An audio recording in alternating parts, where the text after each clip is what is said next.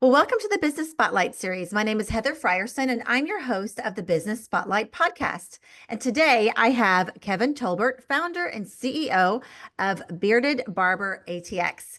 And we're going to be diving into his journey to business ownership, challenges, best practices, and really just share a sneak peek of what it's like to own and really operate a business like the Bearded Barber. So if this is your first time to the show, as always, don't forget to like and subscribe so that you don't miss a notification every time a new show drops, just like this one.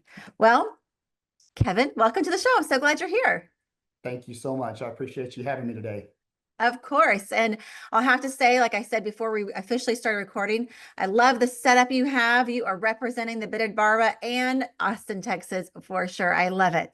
Thank you so much. I love it. Proud to be from the state of Texas, born in Wharton, Texas, back in 1970, and I'm Texan all the way through. I love it. Well, let's just dive in. If you could just set the stage for our audience and just share a little bit of background about who you are, and then a little bit about your business too. Great. As I said, I was born and raised in Texas, grew up in Temple, Texas, and I had the great fortune to attend Texas A&M University, class of 92. So I'm a loud, proud, fighting Texas Aggie. But I've been in accounting and finance and HR executive leadership for now almost 33 years. And I've worked for some major corporations, started my career at McLean Company doing grocery distribution, and then spent some time as CFO and head of HR for 3 or 4 different companies here in the Austin market. And I've always obviously been heavily entrenched in running business from top to bottom. So Mm, never was just pigeonholed as an accountant. I was part of HR, ran HR, part of operations, sales, marketing, all those different things. And so I've always had a burning desire to be an mm. entrepreneur and own my own business and do something for myself and my wife and my family and something that we could possibly pass on down the road. So Wow. we had the opportunity last summer, got a unique opportunity from a good friend of mine who actually is the founder of Bearded Barber, a gentleman by the name of Casey Needham. So he started the original Bearded Barber back in 2017 in Austin. He was a two-chair barber, himself being a barber, and he had another gentleman with him. And then in 2019, they expanded to what is currently the shop I own now, which is Bearded Barber ATX, Mm, to a full service 5 chair shop, which is a men's retreat, if you will. We're not a regular barber shop. It's an experience for us. We have master barbers, and we can talk more about that. But mhm, that really means that we can cut and do anything. We can use any tool. And it's really an old fashioned setting where a straight razor, hot towels are used. You can get a beer, wine, whiskey while you wait. And it's really about building relationships with your barber mm. and having that experience. We're not about the quick turn. We're an appointment-based shop, and it's just really a great experience. And me not being a barber, obviously being in the accounting finance world, Mm, um, I look at this from a consumer standpoint. I have mm, always loved the barbershop experience. As a kid, I was that kid who went and got my hair cut every 2 weeks. And back when I grew up, I had a full head of red hair. And I so love it. I always presented myself in that way. And I've loved the camaraderie and the relationships Mm, that you build in a barbershop. And so when I got this opportunity, it was just a natural fit. And I try to lend, I have really great barbers and I have a great manager who runs the shop. But looking at it from a consumer standpoint and what mhm. the consumer likes to see, and that experience is really how we market and go out to the public. And I think we're the premier shop in town. And I'm a little bit biased, obviously, but um, we're right off of Mopac on Anderson Lane on Rockwood. And, we've got the Allendale, Crestview neighborhoods surrounding us, but Mm, we really draw clients from all over the Austin Metroplex. wow. I love how you said you knew you wanted to go into entrepreneurship. And not only did you were you have you been able to do that, but you already had a passion for just being a barber because of your how you grew up, Right, which is right. really cool.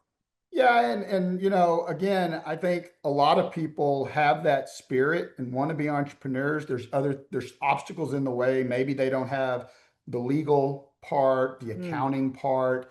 I'm really fortunate that I have the background I do because from a margin standpoint, I get to do all that. Everything that goes mm, on from accounting, finance, legal, compliance, payroll, everything, I have the skill set to do all that. And wow. so that obviously helps with the bottom line. Yeah. And then your manager does the day to day. Yeah, so he's set up, he runs, and he's incentivized to grow the shop, and yeah, so he runs, and so I got a shout out to him. His name is Flight Bailey. His first name's actually Fabian, but his nickname's Flight, and Flight I comes from love it. Keene, Texas, and he's been cutting hair since his high school days.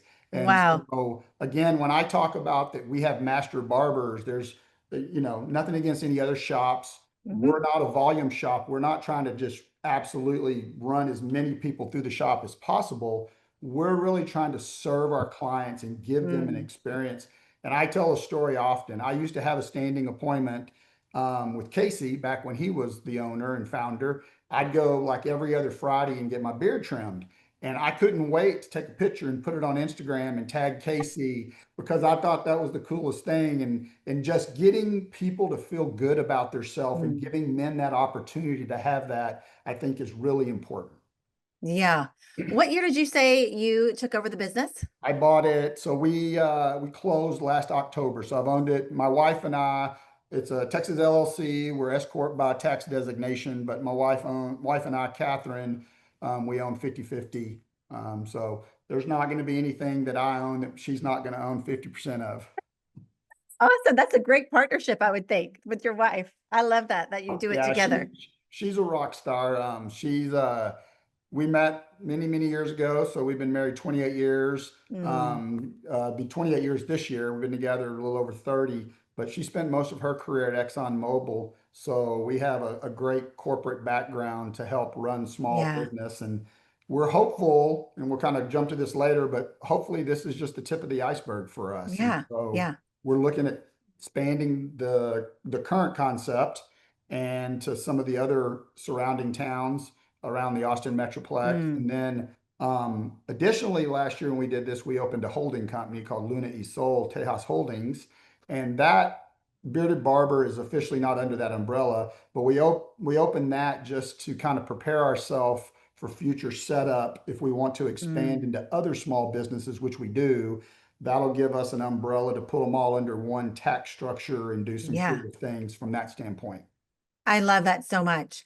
All right. I want to dive into just the process of how the conversation started to take over. What did that look like, the journey? Really just have that conversation for our audience who is very interested, a lot of them, and not just maybe acquiring a business like you did, but maybe selling one too.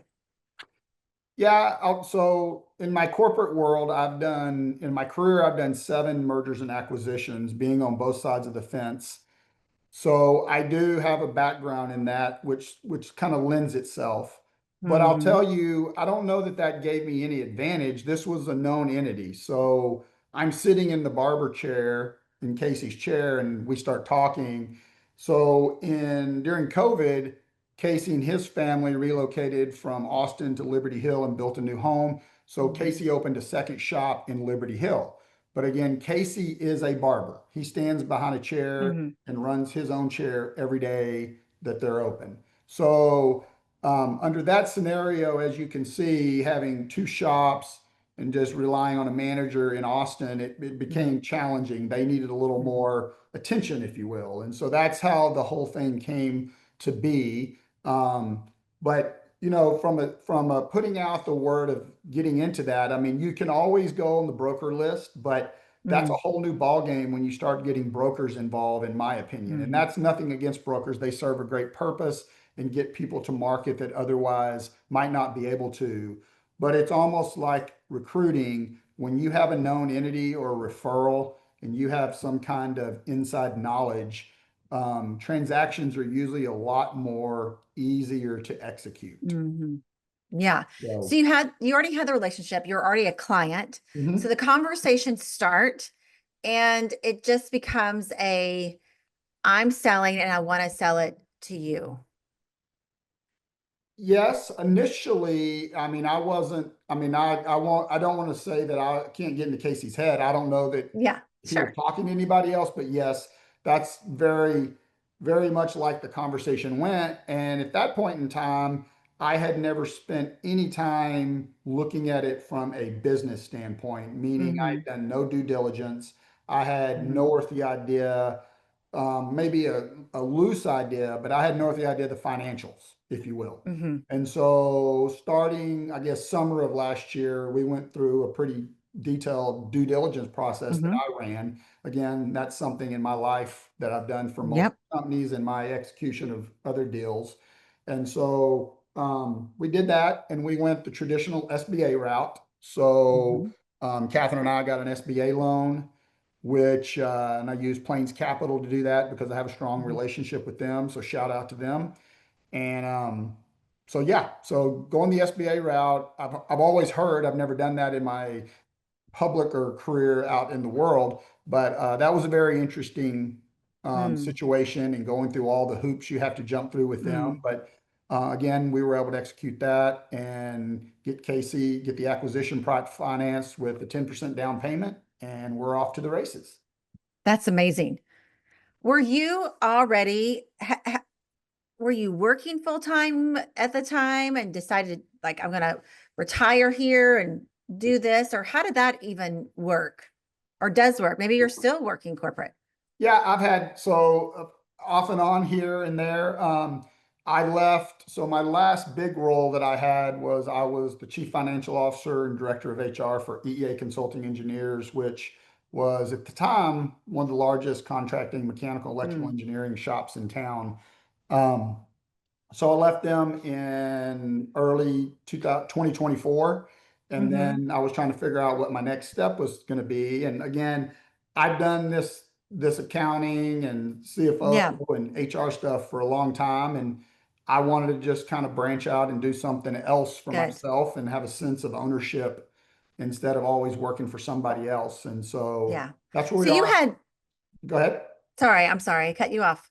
No, I was just I'm saying, saying I've done that. So right now I'm focused on this, and mm-hmm. I've done a couple other kind of fractional things and helped some people out, both in the accounting and HR world. Mm-hmm. But I'm at the moment focused on this Yeah, and want to see this. And like I said, I think expansion right now right. for us is probably at the top of the list. Yeah, I think it's wise for our listeners to hear and just to hear your story. Like you maybe didn't know this is going to happen, but you positioned yourself and were able to position yourself in a way to figure out what was next. You had that opportunity and space in your life. You didn't just jump. You were very strategic in your decision making process. Yeah, and I think it obviously helps out. We're at a point in our life. I mean, my wife has a good job, and she's the CEO of a regional law firm that does family law out of West Texas in the Dallas market. But so we have that, and our kids are grown, so we're at a different. I Hmm. would say, um, you hear entrepreneurs talk all the time about just take the leap. I'll have to admit I'm a little more calculated than that. I don't know that this would have been the right opportunity when we're raising kids and we had kids in the house and Mm, we had college to worry about and things like that. But we're fortunate we had have very successful kids that have moved yeah, on to their young adult lives. And so it was a good opportunity for us to make this investment and take this opportunity. yeah. So let's talk about financials a little bit, since that's the way you're bent, without disclosing anything, of course. But you took on this business, you knew it was profitable. How in the short few months that you've been apart, what have you been able to bring from your background in order to grow the business? Has there been increase, and what strategies have you put in place that maybe weren't there before? Yeah, I mean, again, I've got a whole new lens that I operate under. I'm not a barber. I rely on my master Yeah. barbers to be that conduit and provide that service. So what I think some of the value add that I've had, we've done some marketing things, Hmm. recruiting. I mean, just like any business right now and where we are in the world is I believe I could go back to my last few jobs in private world and now in this environment is recruiting and getting the right staff is really challenging these days. Mm, And we're the way our model's laid out, and if you want to, we can go into the detail of how different shops are built. But so my barbers are employees of Bearded Barber. They're commissioned mhm, barbers. The mhm, opposing theory is shop rental, where mm, people rent a chair. And so those are the two different worlds mm, that we live in for the most part in the barber service world. That means they're on payroll. We have a commission plan for everybody. mhm, I buy all the back bar supplies, all the different things they use in the shop, and we cover payroll taxes. Whereas if you're in booth mhm, rental, you're basically an independent contractor and you're handling all that yourself. So based on people's risk aversion and things going on in what their situation is, some people want to work for somebody and some people like to go out on their mhm, own.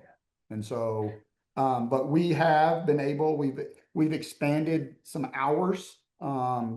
There's again, we're not a shop, and again, there's nothing wrong. There's a place for everybody in this market. We're not a shop that's open 7 days a week. We're not open mm, till 9 o'clock at night.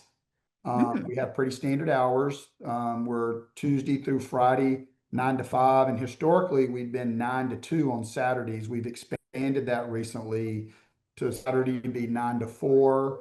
We're talking about some other ideas of rotating, maybe giving some offerings where if men need to come after work, maybe not mm, closing at 5 every weekday could be an option for us. mhm, So different things like that. I'm trying, usually in a shop like ours, you don't get a lot of benefits from the employee standpoint. So we're talking about doing that and implementing a 401(k) and some oh, other wow. things. The real kicker for a small business like Bearded Barber would be if we could get to a point to be able to offer medical coverage, which, for a small business, and I've got tons of background in doing that, that's a challenge for, Mm, multi-million dollar medium-sized businesses these days. So mm, there's a lot of things that we're working on to improve, but yes, the biggest part is the business has maintained. We picked it up in October, so we got to go through the Christmas holiday. We recently came off this past weekend, which was Mother's Day yesterday. right, So that was a big weekend for us, and so but again, all the credit, I can't take all that credit. I have right. a really good team and my barbers, again, we can do any type of service. So when people come in, a lot of shops say, well, we don't have so and so can only do this type of hair or this product or Mm, whatever it may be. My guys are all master barbers, meaning that's not official designation in the state of Texas. It's just you get a class A barber license.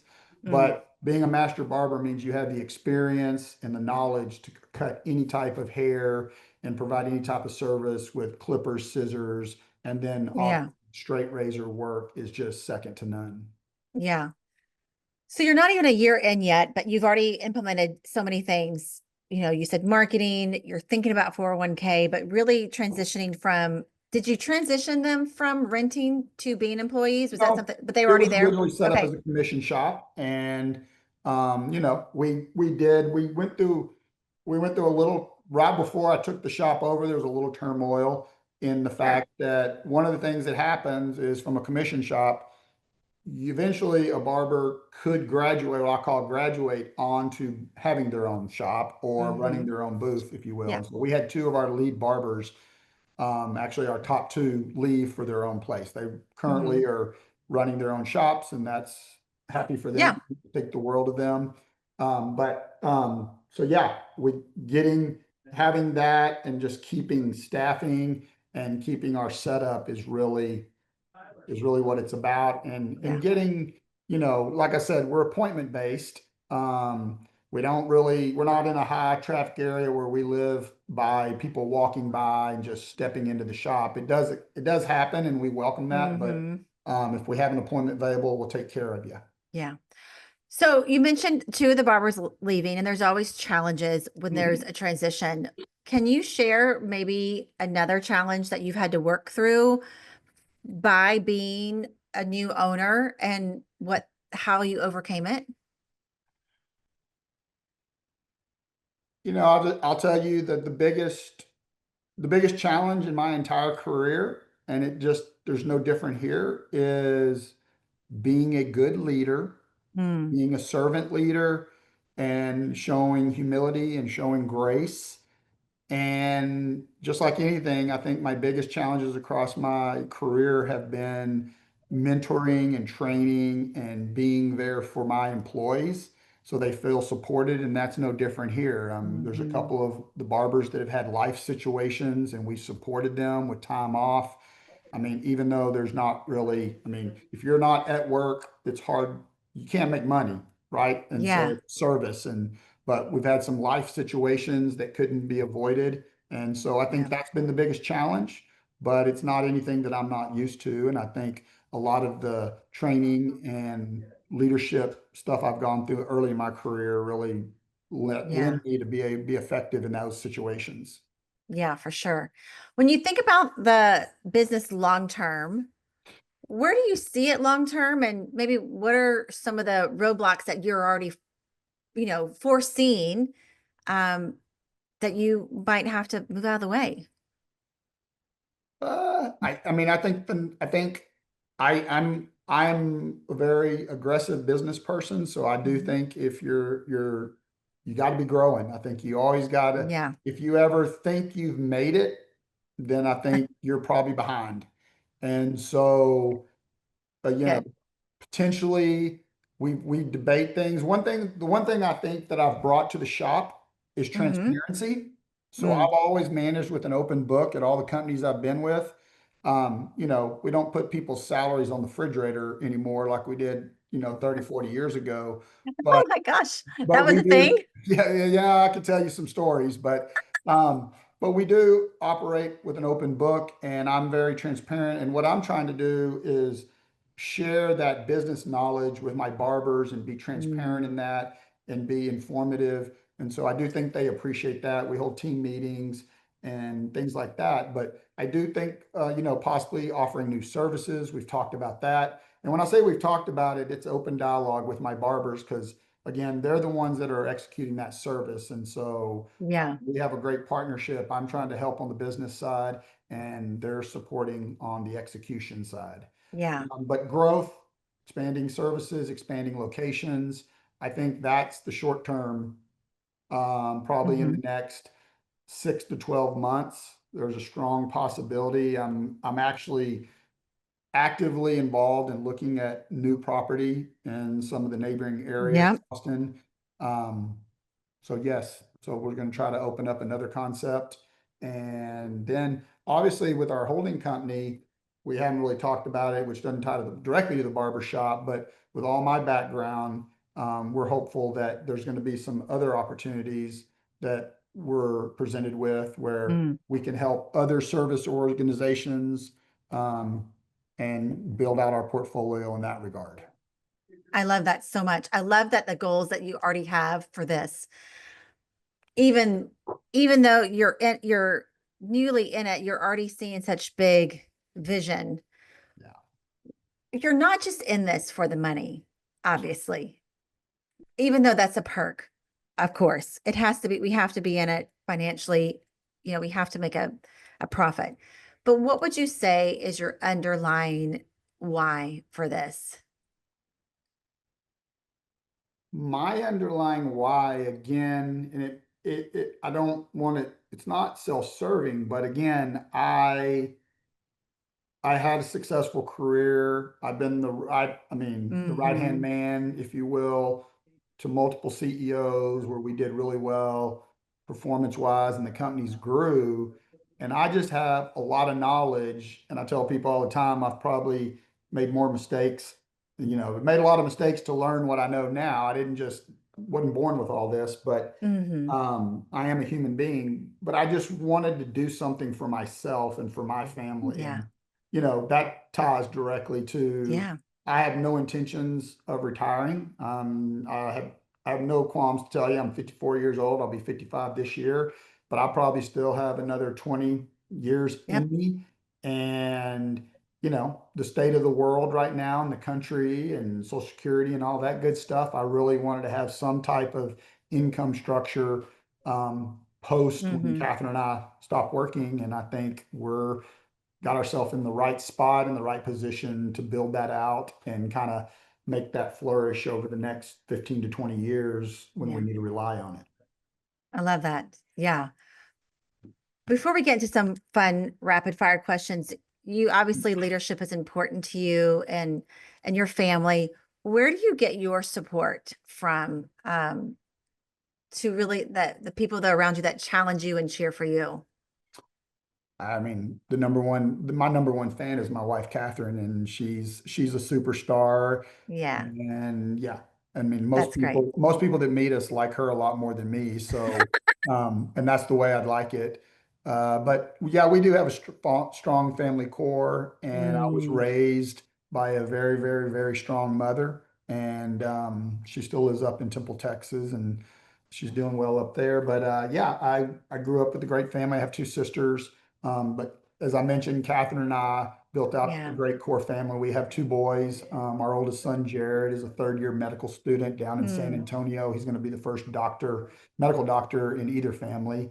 And our wow. youngest son graduated construction science degree and is a electrical project manager out in Arizona for a large contract construction company. And so Yeah. that's really my immediate support is Yeah. there in It's those great. three human beings. And my older son is married. He married his high school sweetheart Isabel. So Oh, they've been married for a couple of years, and so we have a great family. And yeah. um, then we That's also great. have some other extended family that we kind of travel. I have a cousin who cousin James Tolbert and his wife Ginger, who are a strong support network for us. And so Mhm. family means everything to us. I love that. I love that family is your biggest supporter. Without that, I know for sure the same that wouldn't be where we are today without a strong support system for sure. Absolutely. Yeah. Well, I'm ready for some fun rapid fire questions. What do you say? Okay, just do it. All right. First one. What do you think is the key to success for you?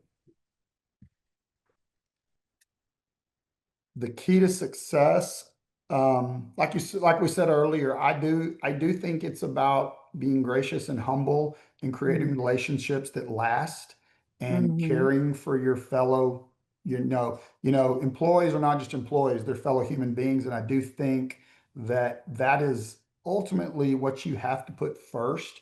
And I think the rest, which we've talked about being financially successful, Mm-hmm. comes. I think if you try to put the first over the second, like meaning you try to make money over people, Mm-hmm. it never works. Yeah. I've been in those environments as CFO, and I've been with good companies, I've been with bad companies, and the bad companies always put the money first. And yes, we're in business, Mm. and yes, we're there to make money, but you have to execute it through people and through your fellow human beings, and that's really the only way to get to the right answer. Good. It's good. All right. What would be your one piece of advice to other business owners? You gotta be committed. You gotta stay the course. It's not always going to be great. I mean, people inherit different situations. I mean, I know there's a lot of scenarios out there. Uh, mine's a little bit different, but there are people that have to roll up their sleeves and get after their small business 7 days a week, and I don't think you can ever replace that work. You got to put in the effort to get the results. Yeah, it's good. All right. Book or podcast. What are you reading or listening to right now? Uh, Book or podcast? Uh, probably neither lately. I've been super You've busy. been busy. Yeah. I mean, I don't, yeah. Get The that. most recent podcast I've listened to is probably Dateline. I love Dateline, and I You don't. know, I went on a road trip this weekend for Mother's Day, and that is what we listened to was the Dateline podcast. Yeah, my wife gets tired of it, but the Sirius XM has a Dateline channel, and I'm like, if I'm not listening to country music, I'm probably listening to Dateline. That's usually where I am. Hey, listen, it's entertaining for Yeah, sure. It's yeah. sure. That's funny that we just listened to that this weekend. All right. This is a fun one. If you had a little bit of magic dust and could sprinkle it anywhere in your business, where would you sprinkle it?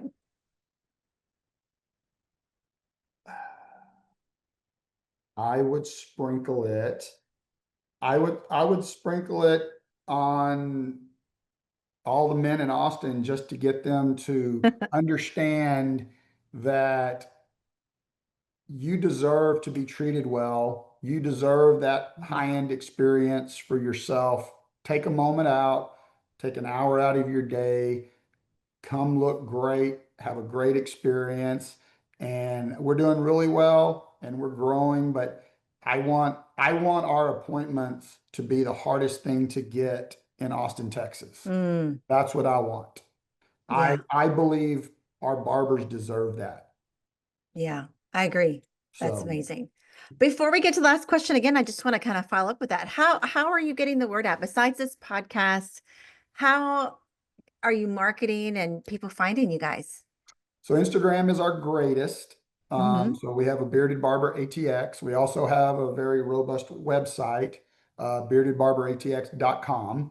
So you can go to either one of those and book appointments. You can see bios of our barbers. Um, Mm-hmm. on my Instagram, our Instagram, we have all the barbers and their Instagram handles. But it's really interesting, the barber world what I found is I was really surprised that it's really driven around Instagram, not Mm-hmm. Facebook a little bit, but then you probably have heard the word in the marketing community where Facebook moves into another generation. Yes. Um, but we don't get a lot of traction there, but we do in Instagram. And I've also used a couple of local media outlets to run some advertisements. Mm-hmm. But we're probably moving to a point where we're going to go old fashioned. We're an old fashioned barbershop. We're going to do old fashioned marketing, which is literally just going to all the businesses around and Mm-hmm. meeting people and kissing babies and shaking hands and being politicians, if you will, Yeah. just to get the word out and expand it. We have a great following on Instagram, so we do promote ads there. But again, we're very tasteful. We have a certain way. I Mm-hmm. am contemplating hiring maybe a marketing intern to Oh, help run my oh socials. yeah, that's smart. So that's definitely on the plate. And so if there's any out there watching this that are interested, reach out to us. Um, Mm-hmm. DM me through the Bearded Barber ATX Instagram. But yeah, That's so awesome. but I do, it's just like any business, it's repeat business. It's Mm-hmm. getting them in the shop. And we've done a couple of events. We're going to do some summer series. We recently did one. We partnered with Little Rock Bar Catering, where they come out and do mobile bar setup. And we did old fashions and margaritas a couple of Saturdays That's ago fun. for all our Yeah. clients in the shop on that Saturday. So we're going to do some other things, live music and different things like that. But um, it's really about giving back to our customers and our clients and just giving them that experience of that that's a men's retreat. You go in there. I mean, there's nothing like getting a straight razor shave and the hot towel and the whole. Yeah. It's glorious. I love it. Yeah. Both not just as the owner of the shop, but as a client myself. Mm-hmm. Um, yeah, it's something I I look love the forward creative to. ways you're implementing, like with the music and the events and, really embracing social media, but sticking to your roots of being old fashioned and just, like you said something to the effect of being the politician, going out and shaking hands and being Yeah. face to face with people. Yeah, it's good. Yeah. Well, we kind of took a detour a little bit, but at least we now know how to find you and follow you. So we'll just jump to the last question of the day, and that is, what is inspiring you today? I'm alive. I've you can look at life a lot of ways, but I'm 54 years old in the best shape of my life. I've got a great wife. I've got a great family. We're super proud of our boys and what they're doing in the world. And so the fact that that next generation is going to be successful and live a great life, that's super inspiring to us. Yeah. And I'm also super inspired because we leave for Barcelona and Paris in less than 2 weeks on the 24th. And so we're absolutely looking forward to that trip. We were Mm. going to do that trip for my 50th birthday back in 2020, but a little thing called COVID happened and we didn't get to do it. So we're excited. So Catherine and I Yeah. are getting poised to do that. I love it. Well, I've loved this conversation. I've loved hearing just your due diligence that I feel like we've all learned from, and just how passionate you are about your family. It's really inspiring to hear how it feels like you can do anything as long as you have the right support and family behind you. Thank Yeah. you. I appreciate it. I really appreciate being here. And again, come see us. It's Bearded Barber ATX on Instagram. It's www.beardedbarberatx.com. You won't be sorry. Mm, And we are the greatest shop and the best place to be in Austin, Texas. I truly believe that. that's wonderful. I love it. Well, this was a great show, and I just want to thank everyone for being a part today. Thanks for watching, and just save this show and come back and listen to the show again when you get a chance, because Kevin really had some great tips on how to really walk into owning and operating a new business like Bearded Barber. So don't forget to like and subscribe so that you don't miss a notification every time a new show drops, just like this one. And thanks again to everyone for joining us today. But of course, Kevin, you're awesome. Thanks for being our guest. I appreciate Thank it. you. Appreciate it. Until next time, we'll see you. Bye bye.